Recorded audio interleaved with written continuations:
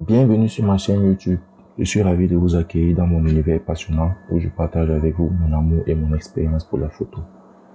Alors aujourd'hui, nous allons parler de retouche photo une fois de plus. La dernière vidéo que j'ai postée, beaucoup ont demandé une vidéo où j'explique oralement comment j'effectue les premières vidéos et cette vidéo-là, la voici.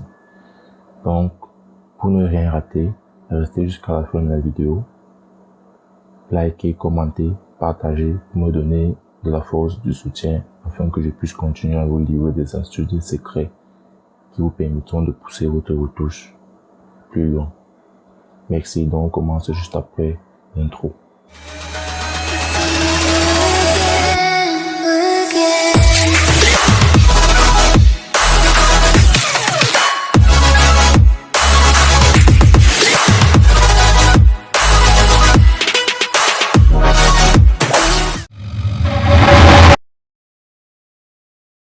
Tout d'abord, je duplique mon calque. J'ai mes actions déjà installées ici. Pour ceux qui veulent les actions, c'est disponible. Sans plus tarder, on commence. Je duplique le calque. Je cherche la séparation de fréquence. Séparation de fréquence, ça ici. Advance. Ici, comment ça se passe? Comment savoir quel rayon de flou gaussien utiliser? C'est tout simple. Vous rentrez jusqu'à 0. Vous mettez une zone où il y a bien les boutons.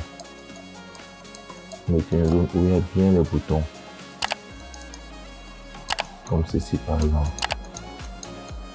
Donc, je dirais ici. Voilà. Vous allez augmenter le rayon jusqu'à ce que vous perdiez de vue le moindre bouton. On augmente le rayon.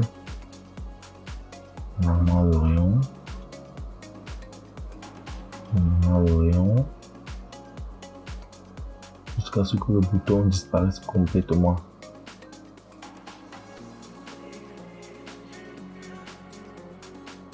Faut pas aussi que ce soit trop.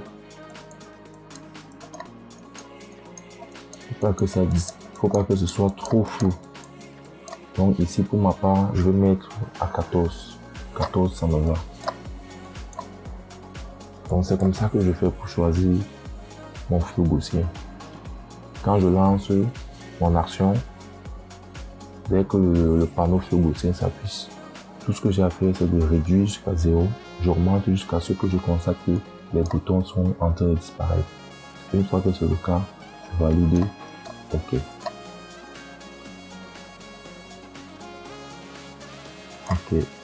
Voilà ma séparation de fréquence que j'ai créée. La haute fréquence ou encore high frequency. Vous allez m'excuser, mon Photoshop en anglais, j'aime bien travailler comme cela. High frequency. Je prends mon outil. Tampon.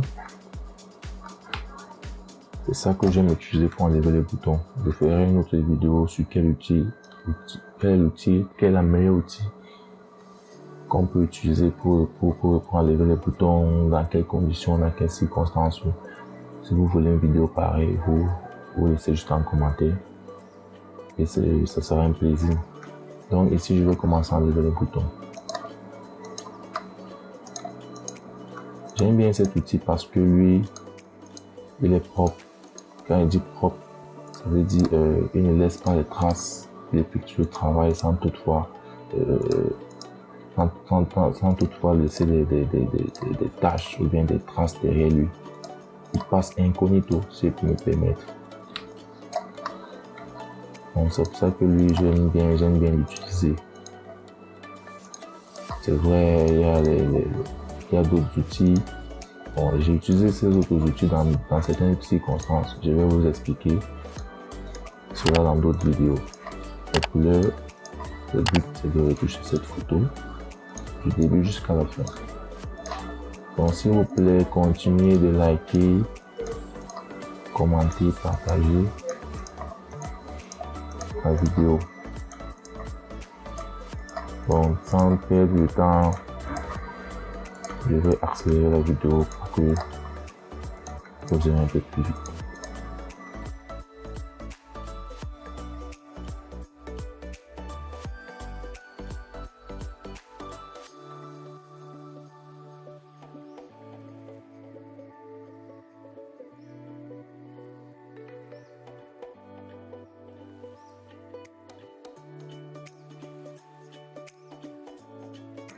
Une fois que j'ai fini d'enlever les boutons, bon, vous savez, vous n'êtes pas toujours obligé d'enlever les boutons partout, comme par exemple celui-ci. Moi, je préfère laisser ça parce que ça m'a l'air un peu naturel et ça fait tache de naissance ou bien cicatrice un peu naturelle, si je peux me permettre l'expression. Donc là, une fois que j'ai fini d'enlever les boutons, s'il vous plaît, prenez vraiment note parce que j'ai tendance à voir beaucoup de personnes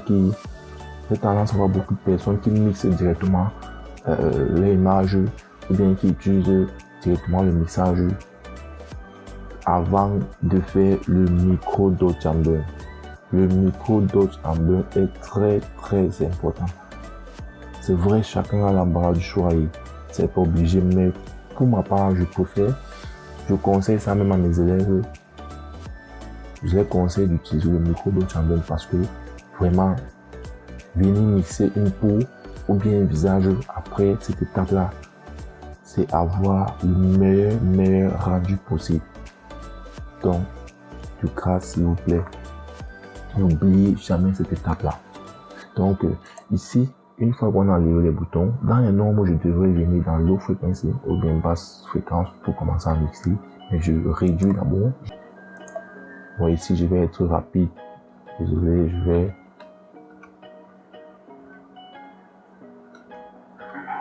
créer l'invert check layer ici. Ok, le voilà. L'invert check layer, lui, il est comme il nous oriente en fait. Il nous fait voir ce que les yeux dans la vie réelle, ce qui me permettent ne voient pas. Ça veut dire, quand on est comme ceci, on a l'impression que tout est beau, waouh, c'est parfait, c'est joli, on a un peu besoin de retoucher, mais l'invert check layer, lui, quand il arrive, je vais diminuer un peu son intensité, comme ceci, pour bien séparer les zones claires et les zones sombres, comme ceci. Par exemple, si je viens là, il y a des zones que l'invert check layer nous permet de voir que l'œil normal ne peut pas voir. Ça veut dire ici, par exemple sur cette zone-ci, je vais corriger, vous allez comprendre. Je prends mon micro, voici. Je prends mon pinceau, je fixe à 1. Fixe à 1. Lui, il fonctionne comment? Dans la réalité, ce qui semble noir se retrouve blanc dans l'invert check layer. C'est comme ça que lui fonctionne. Ça veut dire ici, moi je me rends compte qu'il y a des taches là, sur cette zone-ci, il y a la tâche et tout. Mais si je désactive, c'est très difficile à remarquer. Maintenant, pour corriger cette zone-là, qu'est-ce que je fais? J'active mon invert check layer, je m'en vais sur le dodge. Parce que, comme j'ai dit dans la réalité, ce qui est blanc a tendance à être noir dans le dodge, dans l'invert, autant pour moi. Et ce qui est blanc a tendance à être noir. Ok, ça veut dire que si dans une surface où il n'y a que des noirs, je retrouve une tache blanche, ça veut dire que cette tache blanche là c'est l'intrus, il faut que je l'élimine. C'est très difficile à comprendre maintenant, comme je vous ai dit. Le but de la vidéo aujourd'hui, c'est la retouche de la photo au sens propre. Et pour l'invert check layer particulièrement, je ferai une autre vidéo. Donc laissez juste en commentaire si vous voulez que je vous explique comment ça fonctionne. Beaucoup m'ont dit non, j'ai pas besoin de ça, mais je vous dis, celui qui maîtrise l'invert check layer aura un meilleur rendu. Donc, restez attentif. Likez s'il vous plaît, likez la vidéo, partagez, activez la cloche de notification. Là maintenant, je vais remettre mon embed check layer. Ici, par exemple, ici, le blanc sur le noir, bien sûr. Ici, par exemple, je prends exemple sur cette zone-ci. Et je vais prendre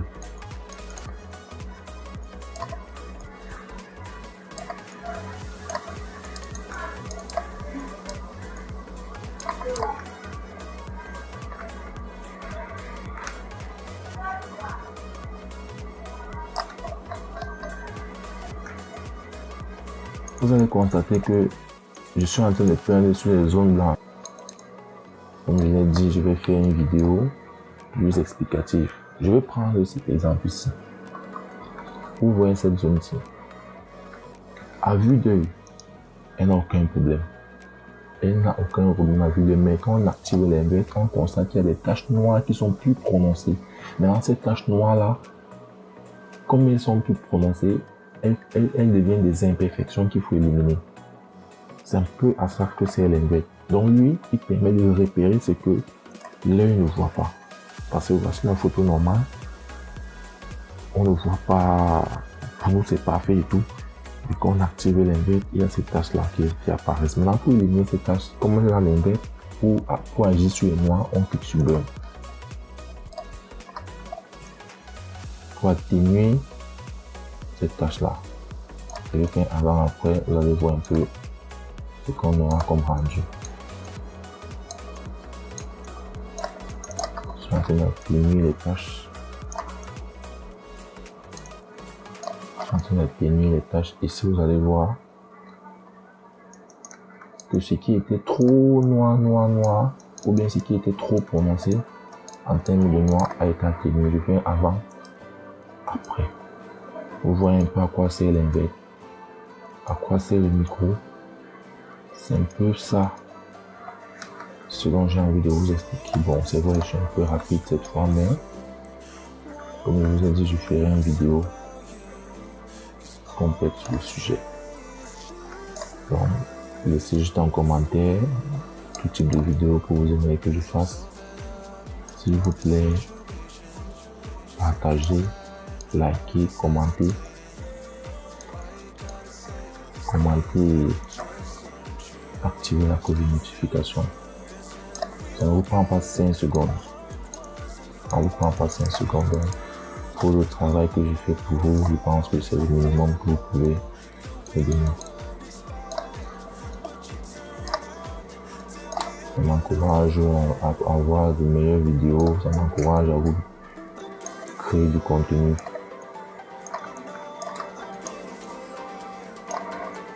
Ok, voilà la zone où on agit. Voici une tâche noire que je vois ici. Regardez comment je vais l'atténuer. Regardez, avant, après. Vous voyez comment la zone devient uniforme. Les petites taches blanches qui étaient là, les petites taches noires qui étaient là, ça fait ça. La zone est uniforme, il n'y a pas de taches noires, il n'y a pas de taches blanches qui dominent et tout, c'est normal. C'est un peu ça. Quand je désactive, on voit avant, après. Avant, après. C'est ça que c'est le micro. Ok, on continue. Ici, par exemple, voici une tache noire. Voici une tache noire qui déborde un peu, il faut qu'on l'élimine. Je clique sur mon burn parce qu'elle est noire. Je viens l'atténuer. Tout simplement. Tout simplement. C'est magique. C'est magique. C'est comme si j'étais en train de faire la retouche. Une retouche avant la retouche. C'est vraiment magique. Ok. Je vais finir avec le micro. Je désactive. Mon image est uniforme. Je peux commencer à mixer. Là, je peux commencer à mixer. Je prends un petit pinceau mélangeur. Voilà mes réglages. 50, 50, 50. Ce sont mes réglages. Et je peux commencer à mixer.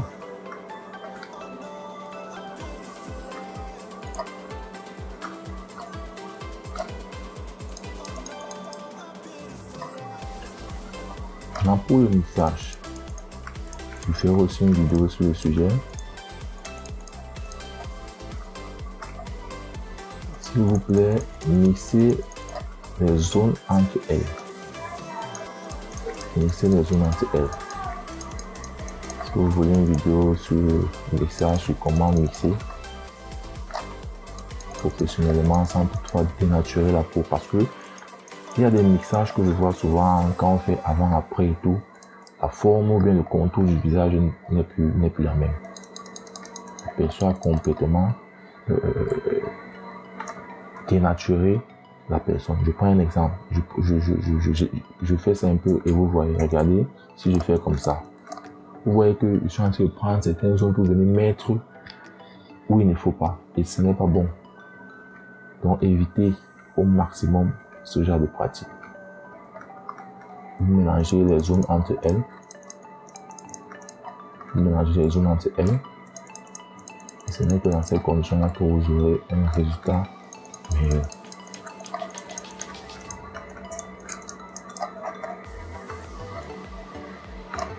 Ici.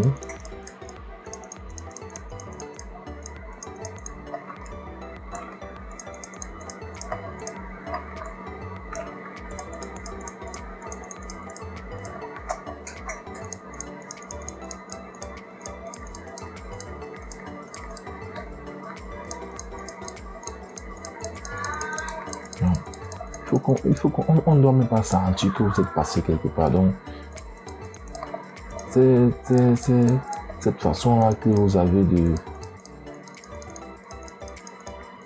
mixer une peau.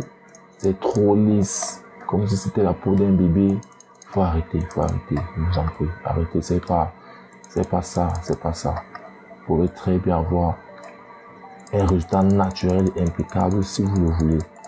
Tout c'est de maîtriser, faire comme je vous dis. Et à ce moment-là, vous viendrez me laisser des commentaires en témoignage. En guise de témoignage entre moi. Donc, je ne mélange pas les zones. Je ne mélange pas. J'agis sur chaque zone indépendamment. Sans toutefois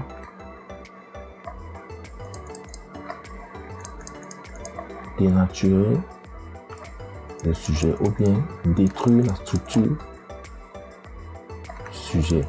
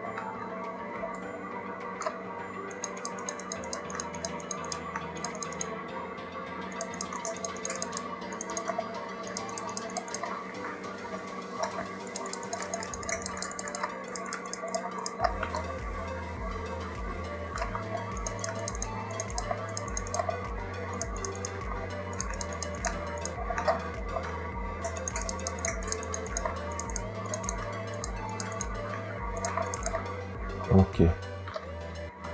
Parce que là on est bon. On va encore venir ici.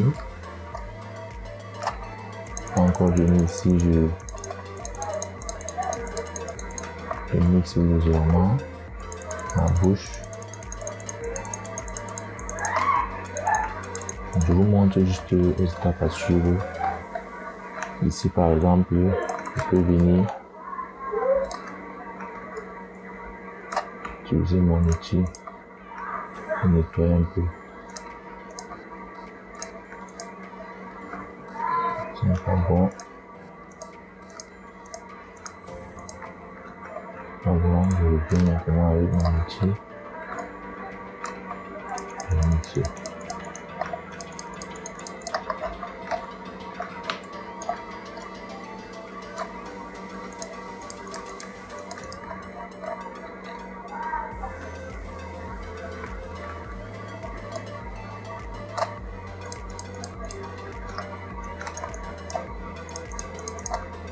car il m'oblige à travailler sur un calque unique. Ok, une fois que c'est fait, je viens maintenant sur basse fréquence ou bien low frequency. Je prends mon outil d'assaut, contour progressif, je mets 20. Je mets 20 et je commence. Ici, c'est pour adoucir légèrement la peau. Flou gaussien. Flou gaussien. Ici, je suis en train d'appliquer le même flou gaussien que ce que j'ai choisi tout à l'heure.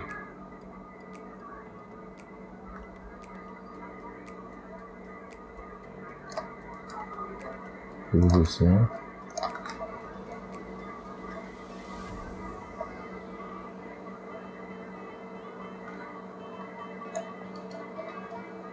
Flou gaussien.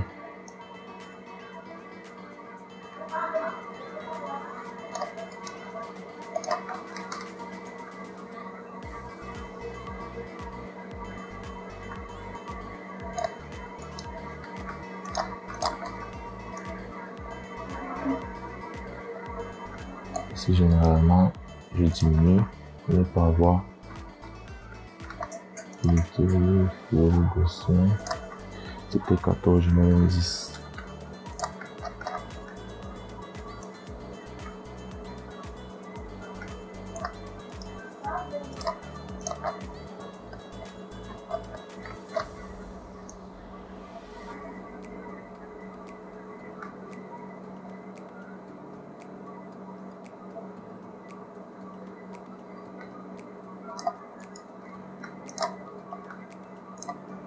Ok, une fois que cette étape est terminée, ce qui me reste à faire, c'est le Dodge and Burn proprement dit.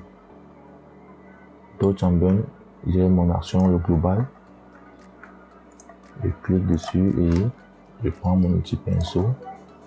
Blanc sur le noir, bien sûr, mon flux à 3%. Voilà. Une fois de plus, l'index check layer va nous être très important dans cette étape parce que lui, il nous permet de voir les zones où il faut agir exactement. Les zones sombres, ce sont les zones claires dans la réalité, vous pouvez constater. Et les zones blanches sont les zones noires dans la réalité. Donc, vous comprenez l'importance de l'index check layer. Avec lui, je ne me trompe pas, je suis sûr de réussir mon Dodge and Burn. Ok. Donc là, je viens en Dodge, pinceau. Je mets le pinceau à la taille de la zone. N'oubliez jamais ça. Vous ne pouvez pas avoir une zone pareille, désolé. Vous ne pouvez pas avoir une zone pareille, vous venez mettre un pinceau petit comme ceci. Non. Vous mettez le pinceau à la taille de la zone. Ok. Ici, je fais déjà un petit joli cercle, comme ceci. Ici, je mets le pinceau à la taille de la zone.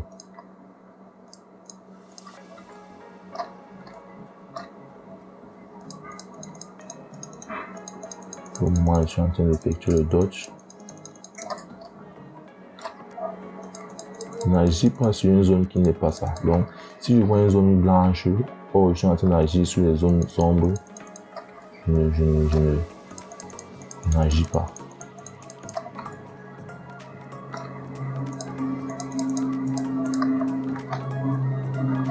Ici, je dois agir sur les côtés ici. Je vais zoomer pour agir plus précisément sur la zone. Comme ceci. Sur les lèvres, ça fait partie des zones éclairées dont j'agis dessus.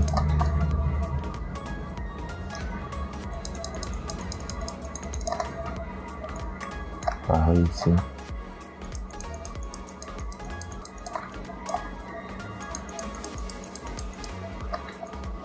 On a les yeux.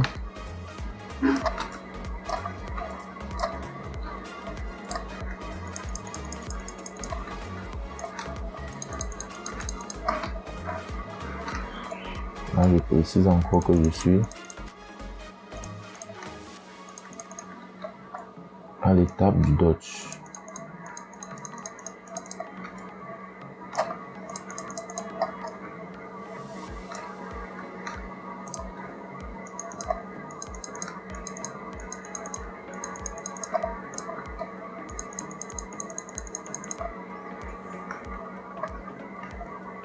Une fois que c'est fait, Je viens maintenant sur le burn. Je viens sur le burn et j'ajuste simplement.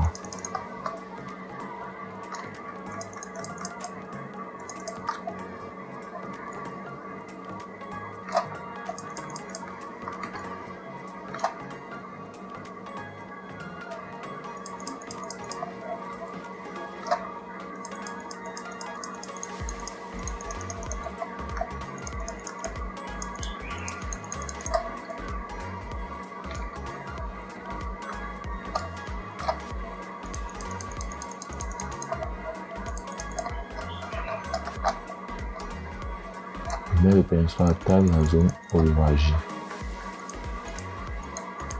Je vais jamais oublier cela.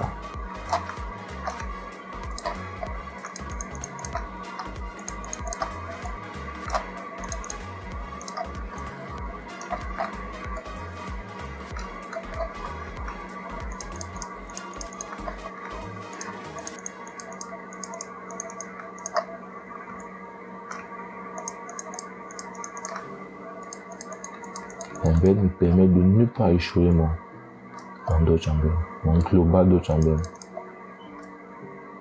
Ça va être très important.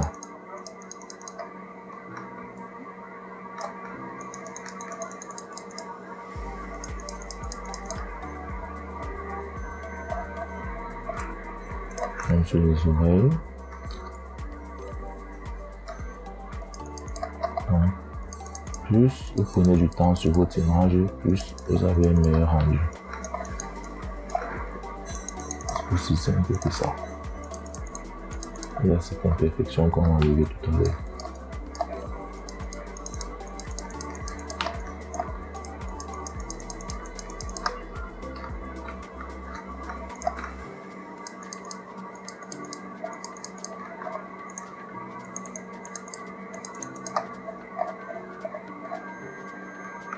Ok. Avant, après. Avant, après. Voilà. Je finis avec mon dodge chamber. Je finis avec eux. Maintenant, ce que je fais, c'est que je crée un calque en faisant CTRL SHIFT ALT E. Quand je crée le calque ici, ce que je fais, c'est que je vais diminuer un peu les rouges sur ma photo. J'ai l'impression que ma photo est légèrement rouge. Je viens, réduction des rouges, et diminue, je mets même 30%. Je mets 30%. Voilà. Maintenant ici, ce que je fais encore, c'est rendre la peau uniforme encore plus avec l'uniformité de peau, even skin tone. Je viens utiliser comme ceci. Si j'utilise les zones les plus éclairées de ma peau, bien de mon visage, je cherche la zone qui est la plus éclairée. Ici, je prends la zone qui tend légèrement vers le noir.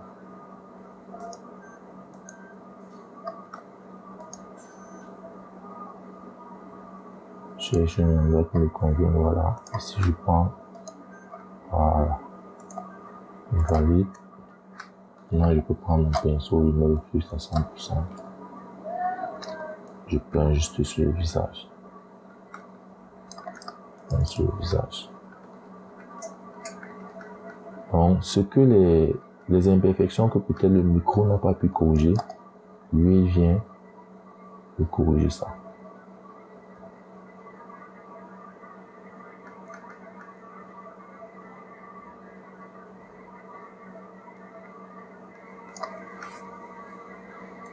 Ok.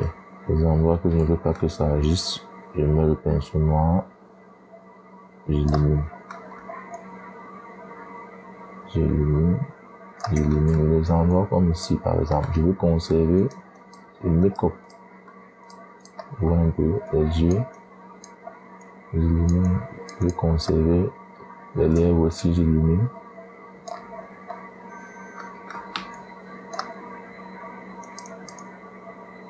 de conserver le travail de la make-up artist. Voilà.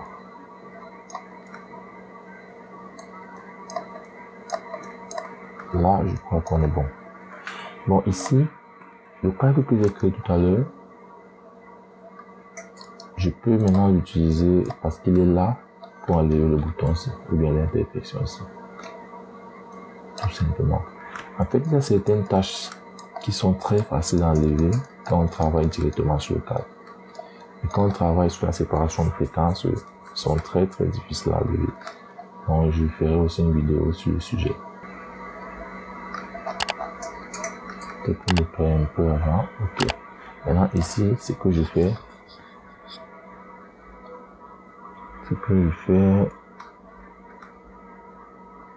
c'est d'appliquer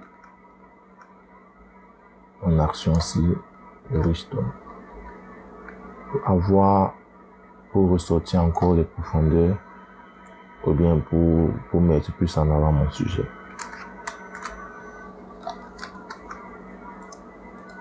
Comme ceci, je diminue encore le flux. Voilà. Si je veux pas que ça agisse sur les yeux, par exemple, je vais mettre une 5%. Maintenant, ma photo a besoin d'un peu de contraste.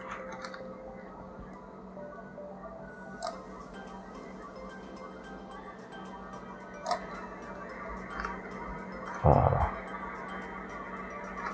Maintenant ici, je crée un point de calque.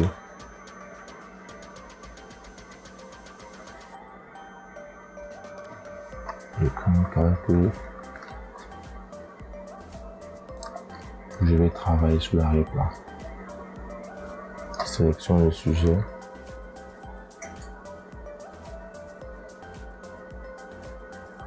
Je sélectionne le sujet. Comme vous le voyez, je prends mon utilisation pour améliorer le calque, je diminue le contour progressif et je m'en vais travailler pour améliorer mon contour.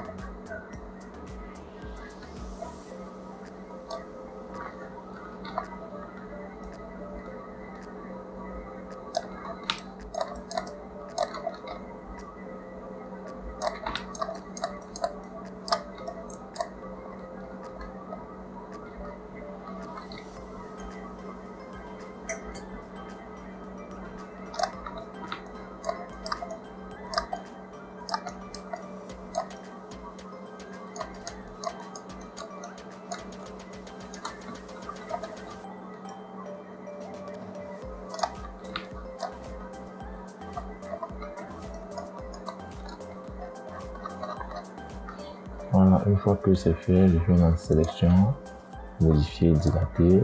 Normalement, je laisse à 2. Sélection, encore modifier, contour progressif, je laisse à 1. Après, je duplique le calque, CTRL G, je sélectionne, intervertir. Je descends sur le calque dessous, je fais encore CTRL G. Et voici mon fond qui est libre. Vous pouvez essayer de désactiver ça. Il reste seul. Voilà mon fond qui est libre, je vais maintenant filtre. Et bien sur le fond, si je peux commencer à travailler comme ceci. Je peux commencer à travailler sur le fond.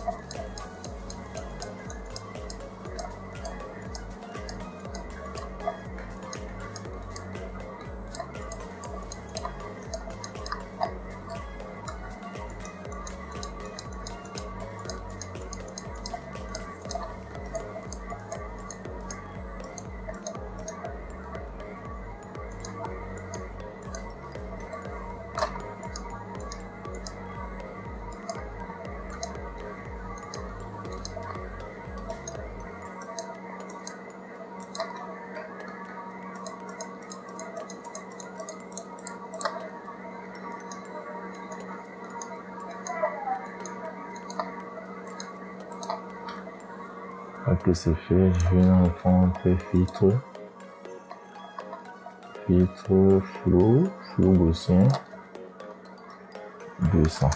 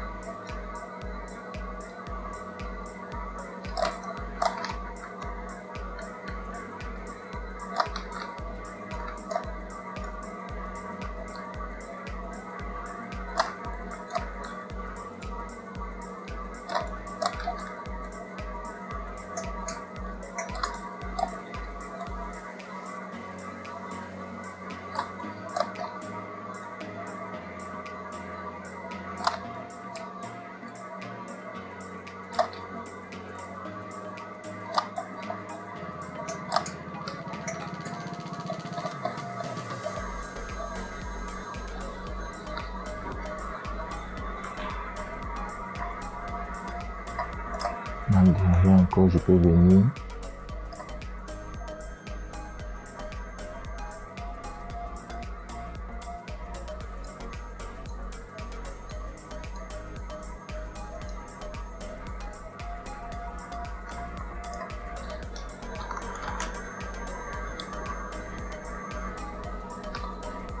là, je peux regarder ma photo.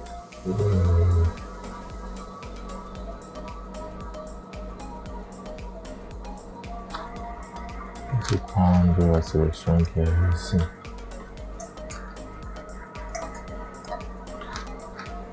Sélection, numéro de la sélection. Je vais travailler avec elle devant. Activer ça. Sélection. Récupérer la sélection. Maintenant, la sélection était retirée. Ici, je vais juste nettoyer. Je vais nettoyer. Je nettoie pour qu'il n'y ait pas ces traces de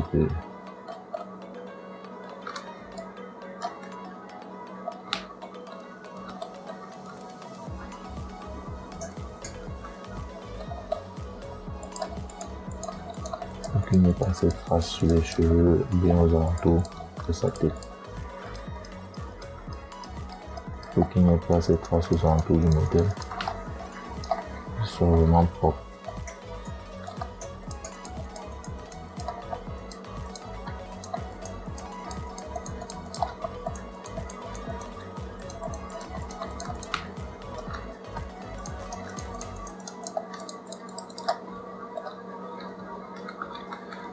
Voilà, c'est clean. Maintenant, une fois que c'est fait, je peux regarder ma photo.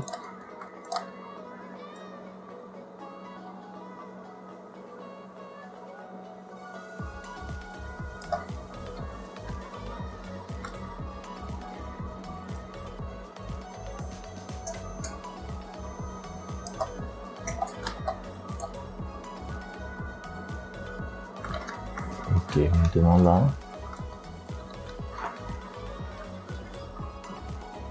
on va ajouter encore un peu de contraste.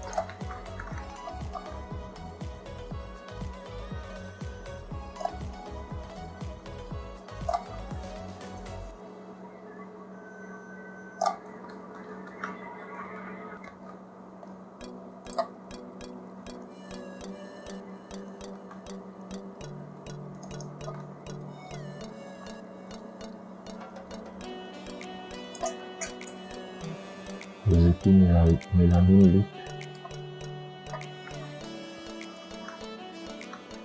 que j'applique sur ma photo.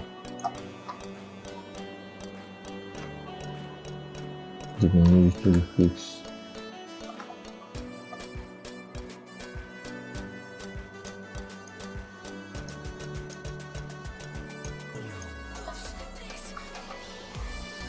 Voilà ce que ça fait. Maintenant, ce que je peux faire, c'est diminuer encore le rouge.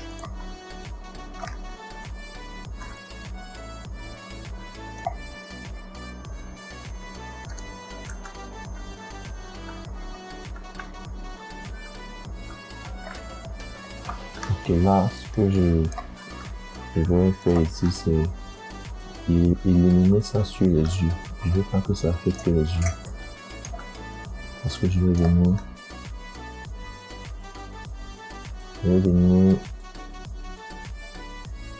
appliquer mon action pour les yeux. Je n'aimerais pas que ça se mélange. Donc,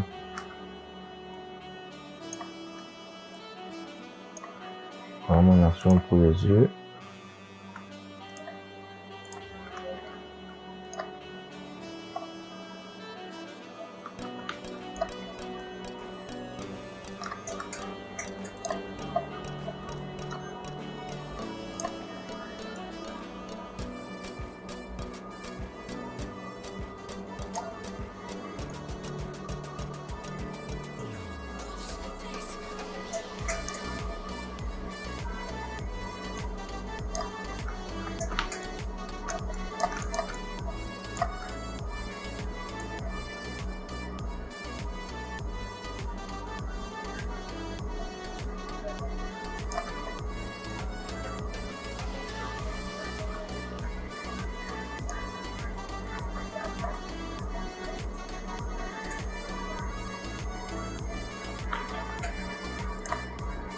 Je peux diminuer le pourcentage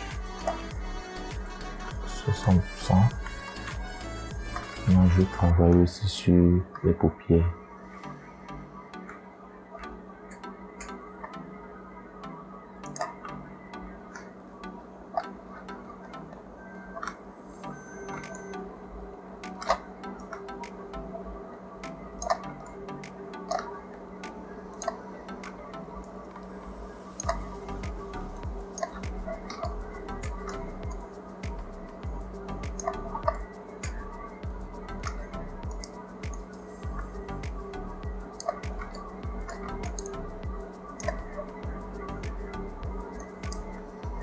Je vais ressortir encore travailler le make-up artist.